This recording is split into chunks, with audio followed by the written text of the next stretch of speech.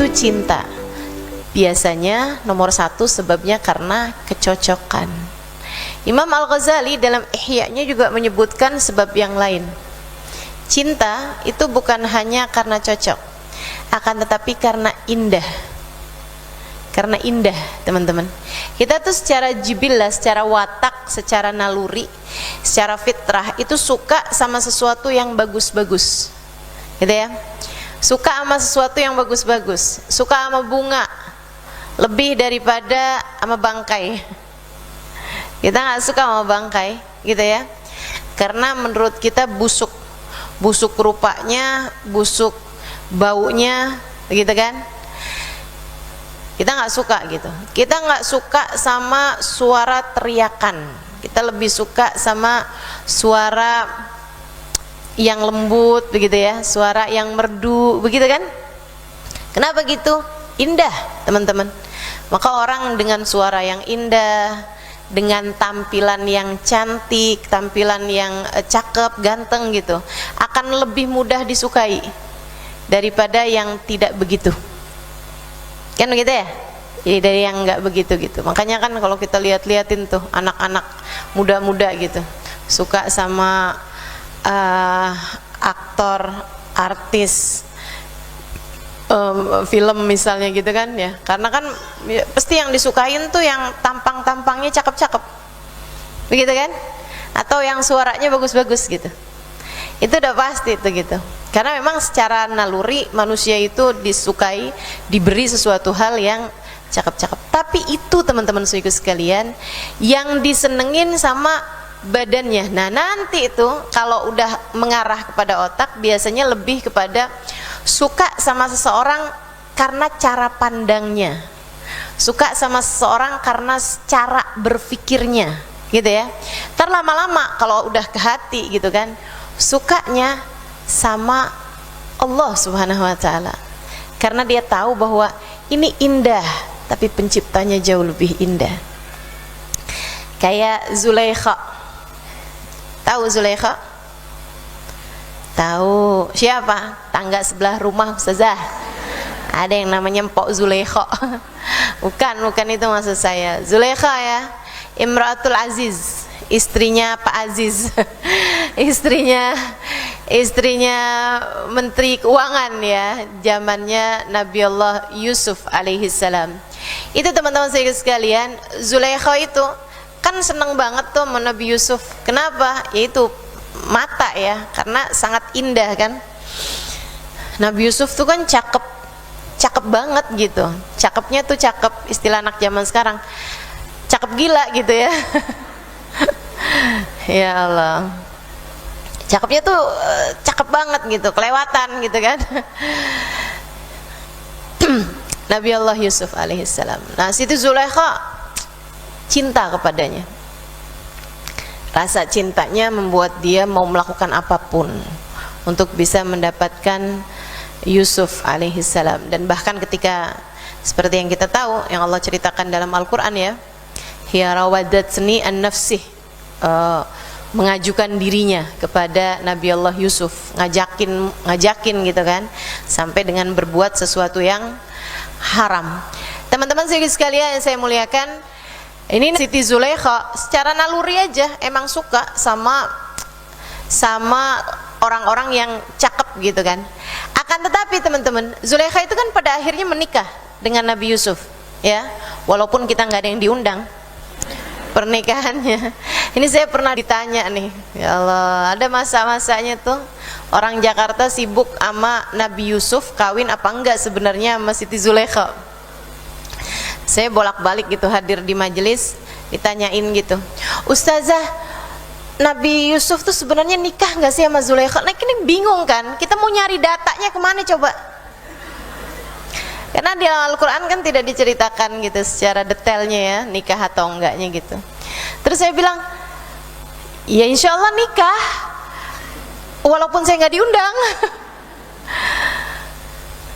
Emang kenapa? Saya bilang nggak, soalnya ada yang mengatakan bahwa Nabi Yusuf sama Siti Zulaikha tuh nggak pernah nikah gitu. Saya bilang kenapa sih orang ngeributin hal-hal yang enggak jadi pertanyaan, ya kan? Dikubur nggak akan ditanya loh, menurut kamu Zulaikha sama Nabi Yusuf kawin apa enggak? Nggak ada pertanyaannya itu ya.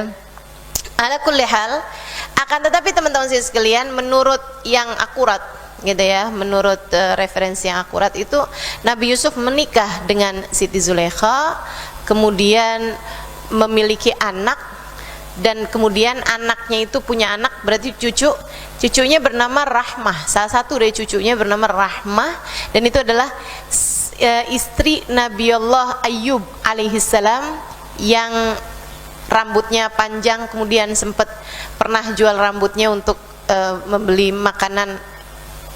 Beliau memberi makan kepada Nabiullah Ayyub alaihissalam, itu ya. Nah itu, jadi menurut kabar yang akurat itu memang menikah gitu. Nah yang ingin saya mau ceritakan dari tadi nih, teman-teman saya sekalian, ada masanya Nabi Yusuf itu sesudah menikah dengan Siti Zulaikha, sebulan, 2 bulan, 3 bulan, entah beberapa tahun sesudah mereka menikah ya, satu hari Nabi Yusuf itu masuk dalam rumah, manggil-manggil istrinya nih, Zulaikha, tuh ya, atau Leka, manggilnya apa ya, Beb, nyari-nyari nih istrinya nih, terus akhirnya nggak kedengeran jawaban gitu. Dia buka kamar, dilihat istrinya sedang ibadah pada Allah SWT, sedang sholat pada Allah SWT. Tungguin Nabi Yusuf. Habis itu Nabi Yusuf bilang, kamu nggak dengar suara saya manggil-manggil nama kamu gitu? Oh, maaf Yusuf, saya nggak dengar gitu. Kata Nabi Yusuf, dulu aja kamu tuh ngejar-ngejar saya sampai kayak gitu, sekarang gitu kan saya datang ke rumah dicuekin gitu. Dia bilang, dzakal yawm kuntu arif Yusuf fi hadzal yawm ba'da ma araftu rabb Yusuf fala ahtaj ila Yusuf. Ya, ba'da ma araftu jamal rabb Yusuf fala ahtaj ila Yusuf. Waktu itu tuh aku belum kenal selain Yusuf, akan tetapi sudah aku mengenal Tuhannya Yusuf, aku tidak lagi terpesona dengan kecakapan Yusuf. Gitu teman-teman. Ba'da ma araftu Yusuf fala ahtaj, ba'da ma araftu rabb Yusuf fala ahtaj ila Yusuf. Sudah aku kenal Tuhannya Nabi Yusuf, aku nggak seberapanya sama Yusuf gitu, biasa-biasa aja gitu. Karena memang penciptanya jauh lebih indah daripada semuanya. Bukan indah secara fisik teman-teman, tapi hati merasakannya. Yang jatuh cinta pada Allah Subhanahu wa Ta'ala gitu kan, akan melihat semuanya jadi indah. Nah ini kerennya nih gitu ya.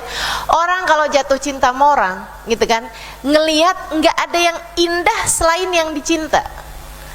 Tapi kalau jatuh cintanya sama Allah, sebaliknya nih, ngelihat semuanya jadi indah karena dia tahu semuanya adalah ciptaan Allah. Gitu. Itu berarti tuh udah jatuh cinta tuh sama Allah Subhanahu wa Ta'ala, udah kenal cinta tuh sama Allah Subhanahu wa Ta'ala. Kalau kamu udah bisa ngelihat semuanya tuh jadi indah teman-teman, bukan hanya orang, akan tetapi pujian sama cacian jadi dua-duanya sama-sama indah di telingamu.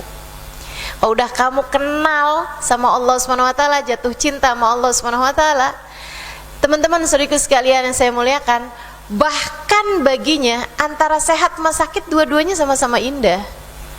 Antara dicinta sama dibenci dua-duanya sama-sama indah gitu. Buat orang-orang yang sudah kenal sama cinta, rasa cinta pada Allah Subhanahu wa Ta'ala Jalla Jalaluhu wa Ta'ala Azamatuh. Masya Allah. Kayak ada seorang perempuan lagi pas dia lagi mikirin Allah, dia lagi jatuh cinta sama Allah Subhanahu wa Ta'ala gitu, suaminya pas pulang ngomel-ngomel gitu, dia ngeliatin suaminya senyum. Suami bilang, saya tuh dari tadi lagi ngomel tau sama kamu, lagi marah-marah sama kamu malah senyum-senyum kayak begitu. Ya ampun bang, abang cakep banget dah. Saya tuh dari tadi lagi subhanallah kagum banget sama Allah, bikin hidung abang kembang kempis, mata abang tar melotot, tar ngecil, masya Allah banget ya bang. Mulut abang ntar gede, ntar kecil ya. Subhanallah, subhanallah bang, luar biasa Allah nyiptain abang nih bang. Masya Allah. Jatuh cinta sama Allah Subhanahu wa taala, teman-teman. Kamu bagaimana? Masih jauh nggak rasanya? Kalau masih jauh ya berarti kurang cinta. Bukan berarti nggak cinta ya. Insya Allah mudah-mudahan udah mulai kenal cinta sama Allah Subhanahu wa taala. Tapi kalau lama-lama tambah kenal, waduh luar biasa banget. Sehingga sekalian saya muliakan, tuh cinta karena keindahan. Jadi cinta itu satu karena kecocokan.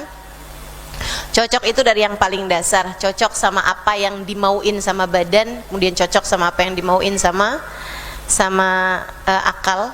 Nah, nanti itu nyampe kepada tingkatan cocok sama apa yang dimauin sama hati. Kalau udah cocok sama yang dimauin sama hati, itu orang kenal sama cintanya Allah Subhanahu wa taala.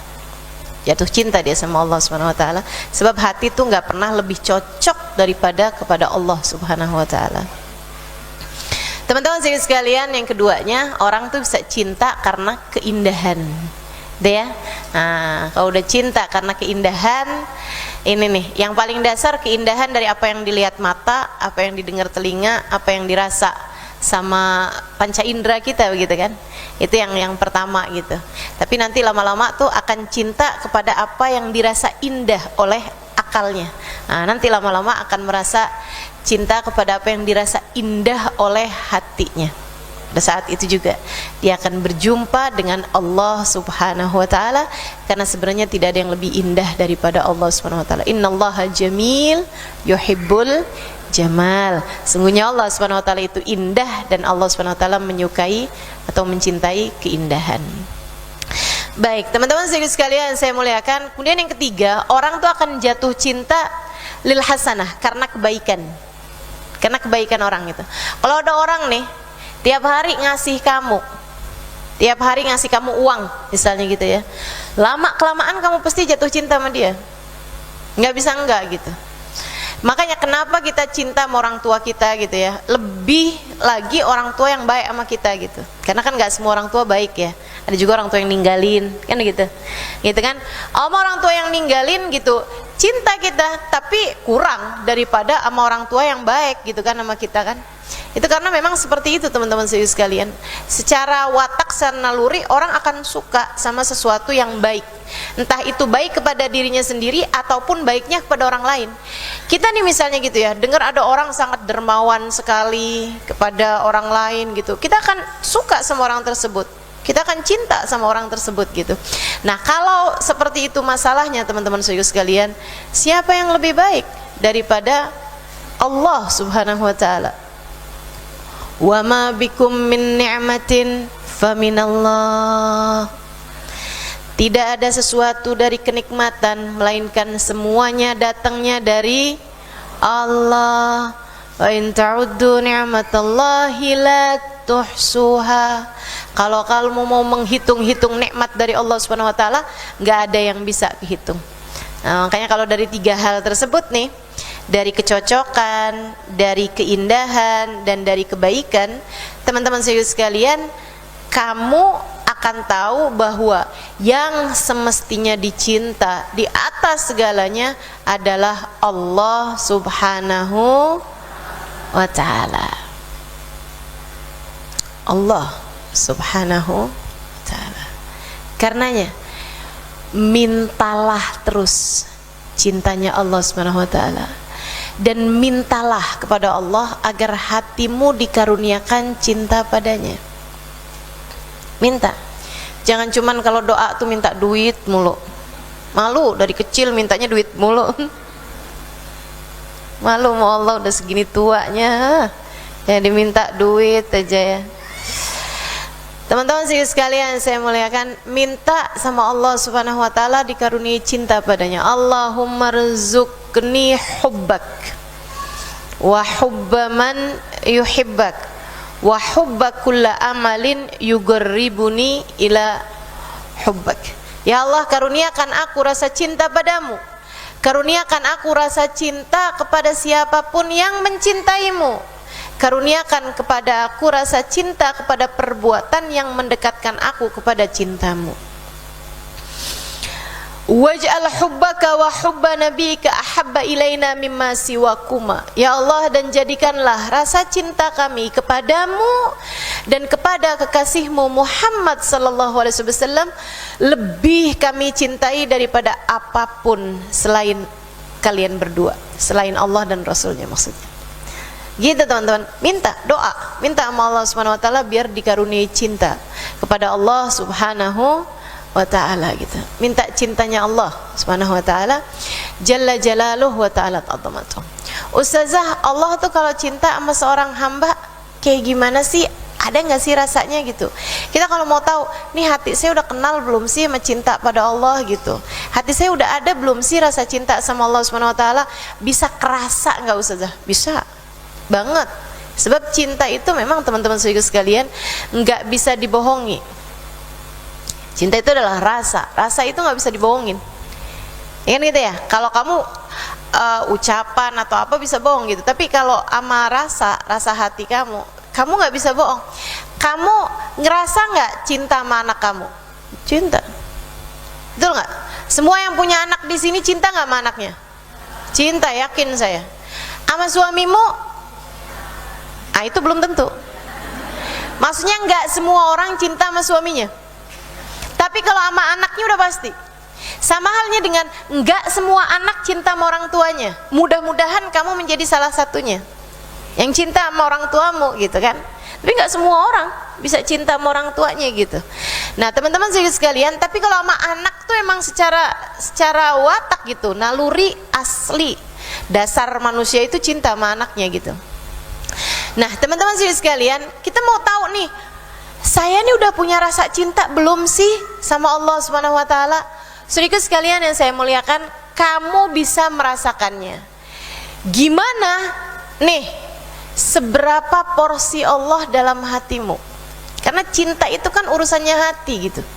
Kamu bisa tahu kamu cinta sama Allah Subhanahu wa taala atau enggak gitu kan, atau sudah punya rasa cinta atau belum, dengan kamu bisa melihat porsi Allah Subhanahu wa taala dalam hatimu, teman-teman. Ada apa belum ada? Seberapa banyak? Kalaupun ada, seberapa banyak? Bagaimana Allah kamu ingat dalam hatimu? Saya kok belum ya Ustazah? Saya sholat aja suka nggak ingat sama Allah. Saya hari-hari gitu kayak jarang banget saya ingat sama Allah. Segeralah jalan, segeralah berlari kalau bisa gitu. Sebelum datang waktunya, takutnya ajal keburu menjemput kamu dan kemudian kamu belum dicinta sama dia. Itu masalahnya agak repot. Karena kalau pulang tuh pulangnya cuman kepada dia, teman-teman. Inna lillahi wa inna ilaihi raji'un. Berani kamu pulang ke rumah yang di dalam rumah nggak sayang sama kamu, nggak cinta sama kamu? Berani? Nih kamu nih lagi sebel nih, suami kamu lagi sebel sama kamu gitu. Kamu kan pulang deg-degan, betul apa enggak? Sama Allah juga gitu. Tapi kalau misalnya kamu tahu suami kamu kangen, suami kamu cinta gitu, kamu udah berapa hari nggak pulang karena kamu memang lagi ada urusan keluar kota misalnya gitu. Pas kamu pulang kan seneng, kan gitu ya? Anak kamu pas pulang dari sekolah di luar kota misalnya gitu, pas pulang kan seneng, udah kamu masakin, udah kamu siapin, udah kamu iniin, udah kamu, begitu dia datang, wah kamu dekap dia gitu. Ya ampun nak, mama sayang sama kamu, mama kangen sama kamu nak, kayak gitu teman-teman gitu. Demikian pula dengan orang yang kembali kepada Allah Subhanahu wa taala dalam keadaan Allah cinta padanya dan dia cinta pada Allah Subhanahu wa taala, yang ada adalah kebahagiaan yang sangat besar. Yang sangat besar. Masya Allah, itu kenikmatan tertinggi teman-teman. Pencapaian tertinggi bagi seorang manusia adalah ketika ia berpulang kepada Allah Subhanahu wa taala dalam keadaan Allah cinta padanya. Allah cinta padanya, dia cinta pada Allah Subhanahu wa taala. Ya ayyatuhan nafsul mutmainnah.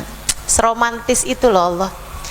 Wahai pemilik hati yang tenang, Kata Allah gitu, irji'i ila rabbik, pulang yuk, irji'i, balik yuk, ila rabbik, kepada Tuhanmu, radiyah, kamu cinta padanya, mardiyah, kamu dicinta olehnya, fadkhuli fi ibadi, nih aku udah siapin teman-teman buat kamu, masuklah kamu ke dalam golongan hamba-hambaku. Aku udah siapin sarana prasarananya buat kamu, bikin senang. Fadkhuli jannati, masuklah kamu ke dalam surgaku. Kamu kalau cinta sama Allah Subhanahu wa taala, besar porsi Allah dalam hatimu, selalu mengingat Dia, selalu merindukan Dia, sampai datang ajal menjemputmu, Allah membukakan pintunya untukmu selebar-lebarnya, didekapnya dirimu dengan kasih sayangnya, membuat kamu merasa bahagia sebahagia-bahagianya. Sebaliknya teman-teman, kalau sampai kamu meninggal dunia dan hati kamu nggak pernah kenal rasa cinta kepada Allah Subhanahu wa taala, begitu datang ajal menjemput kamu, kamu cintanya masih sama rumah, kamu cintanya masih sama orang, kamu cintanya masih sama barang, kamu cintanya masih sama handphone, masih sama perhiasan, masih sama tas, sama baju, sama sepatu. Begitu datang malaikat Israel kemudian mengatakan, cukup, sekaranglah waktunya, kamu akan ketakutan setengah mati.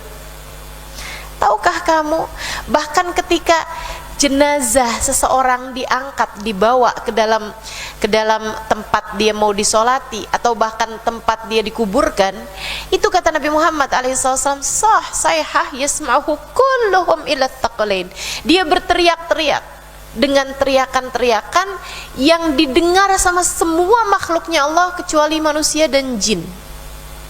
Gimana teriakannya? Kalau dia adalah hamba yang dicinta di sisi Allah Subhanahu wa taala, mau dibawa ke kuburan tuh, dia bilang begini, asri'u bi ila jannati rabbi rahman ghairu qadwan, buruan dong, buruan, jangan lelet-lelet, ayo cepetan, bawa saya yuk, cepetan, saya udah nggak sabar lagi untuk berjumpa dengan Allah Rahman ghairu qadwan. Saya tahu Allah sayang sama saya tahu Allah nggak pernah marah sama saya, buruan, cepetan, Allah udah ridho sama saya, ayo cepetan bawa saya, jangan lama-lama. Sebaliknya teman-teman, kalau yang dibawa ini ruh seseorang nggak pernah kenal cinta sama Allah Subhanahu wa taala, cintanya sama barang-barang, cintanya sama orang, cintanya sama sesuatu yang akan dia tinggalkan, begitu dia dibawa menuju ke dalam alam kuburnya, dia juga teriak-teriak, dia bilang, ya wailakum aina tadhhabuna bi. Dalam hadis Nabi Muhammad bercerita hal ini teman-teman. Ya wailakum aina tadhhabuna bi, kalian pada mau bawa saya kemana sih? Jangan dong, saya jangan dibawa kemana-mana, saya punya rumah, saya punya tempat tidur yang sangat nyaman, saya punya suami yang sayang, dan saya sayang sama dia. Saya nggak mau pergi ninggalin anak-anak saya, mereka sayang sama saya sayang sama mereka. Saya masih punya baju banyak, saya masih punya perhiasan, balikin saya ke rumah saya, tolong balikin saya ke rumah saya. Kemana kalian mau bawa pergi saya? Balikin saya takut.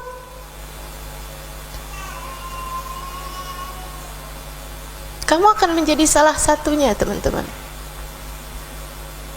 Mungkin 10-20 tahun yang akan datang, mungkin setahun 2 tahun yang akan datang, mungkin bahkan sebulan 2 bulan yang akan datang. Kita nggak pernah tahu.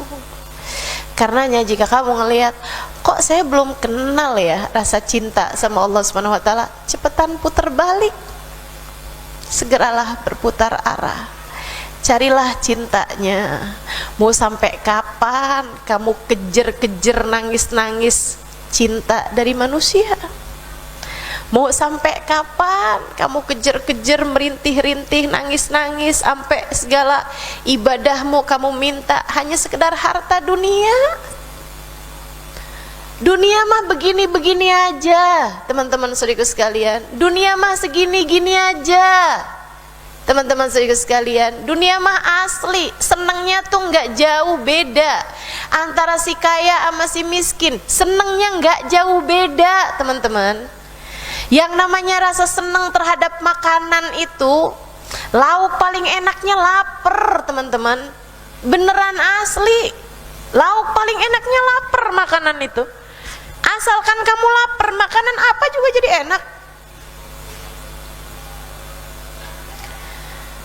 Yang namanya tempat tidur paling nyaman adalah rasa kantuk. Kalau kamu ngantuk, kamu lelah, mau tidur di atas balai-balai juga enak banget. Kalau kamu lelah nih yang ada di pojokan udah kena angin gitu. Sampai ada yang ngomong sama saya, "Ustazah, napa dah ustazah? Kalau di pengajian tuh ngantuknya enak banget." Ketiduran tuh kayak enak banget ustazah rasanya gitu. Masya Allah. Karena memang tempat tidur paling nyaman adalah rasa ngantuk, teman-teman. Dunia mah sifatnya seperti ini, gak jauh beda kenikmatan yang Allah kasih kepada si kaya dengan si miskin. Jadi sekalian yang saya muliakan, nih berkehidupan kita nih, badan kita nih, nyamannya bukan sama baju kok, nyamannya sama sehat. Betul apa enggak? Begitu kamu sehat gitu kan, enak-enak aja pakai baju apa juga. Tapi begitu kamu nggak sehat, Masya Allah, mau pakai yang paling adem, mau pakai yang kayak gimana gitu, lagi demam nih, berasanya panas, mau ada di mana juga, bukan begitu? Maka teman-teman saudaraku sekalian yang saya muliakan, mau sampai kapan kamu mau ngejar-ngejar orang? Mau sampai kapan kamu mau ngejar-ngejar barang? Mau sampai kapan yang ada dalam pikiranmu hanya sekedar angka-angka dari dunia ini? Angka-angka nilai saldo kamu di rekening ATM. Mau sampai kapan, teman-teman sekalian? Bukankah udah semakin dekat waktumu untuk menghadap kepadanya? Atas nama cinta saya sampaikan padamu, jangan berani mati kalau nggak bawa cinta kepada Allah, sebab hanya kepadanya kamu kembali. Jangan berani mati kalau nggak bawa rasa cinta pada Allah Subhanahu wa Ta'ala, sebab hanya kepadanya kamu kembali. Teman-teman saudariku sekalian yang saya muliakan, di dunia ini kamu kalau ditutup dari satu pintu, kamu masih bisa pergi ke tempat yang lain, teman-teman. Kamu ada perlu sama saudara kamu misalnya gitu, dia nggak bukain kamu pintu, kamu masih bisa datang ke pintu-pintu yang lain. Teman kamu, tetangga kamu, saudara kamu, orang-orang yang kamu tahu sayang sama kamu. Tapi kalau kamu mati, kamu cuma datang kepada Allah Subhanahu wa Ta'ala. Kalau Allah menolakmu, Allah menutup pintu darimu, ke pintu siapa kamu akan datang? Kalau Allah menolakmu, teman-teman saudaraku sekalian, kepada siapa lagi kamu akan datang? Maka jangan berani mati sebelum kamu punya rasa cinta pada Allah Subhanahu wa Ta'ala. Cintai Allah, cintai Allah, cintai Allah. Maksudnya gimana dah rasanya biar saya cinta sama Allah Subhanahu wa Ta'ala? Yuk belajar sekarang. Mana rasanya biar cinta sama Allah Subhanahu wa Ta'ala? Cara nomor 1, fadhkuru ala Allahi la'allakum tuflihun. Kata Allah, fadhkuru ala Allah, ingat-ingetin nikmat-nikmat dari Allah Subhanahu wa Ta'ala. La'allakum tuflihun, niscaya kamu akan beruntung. Ini dalam hidup kamu nih, saya tahu kamu pasti pernah mengalami hari-hari yang berat. Kamu pernah terpuruk, kamu pernah terjatuh, bahkan mungkin bukan cuman jatuh, nyungsep. dalam kehidupan, bukan begitu? Tapi bahwa sampai sekarang kamu bisa ada di masjid ini, duduk mendengarkan saya di sini, artinya kamu masih baik-baik saja, bukan? Dan bahwa kamu baik-baik saja, siapa yang telah menolong kamu menghadapi masa-masa berat dalam kehidupan ini kalau bukan Allah subhanahu wa ta'ala? Saudaraku sekalian yang saya muliakan, sebelum saya lanjutkan ya, saya harap untuk tidak ada yang merekam foto saya ataupun video saya ya. Kalau udah terlanjur tolong dihapus ya Bu ya.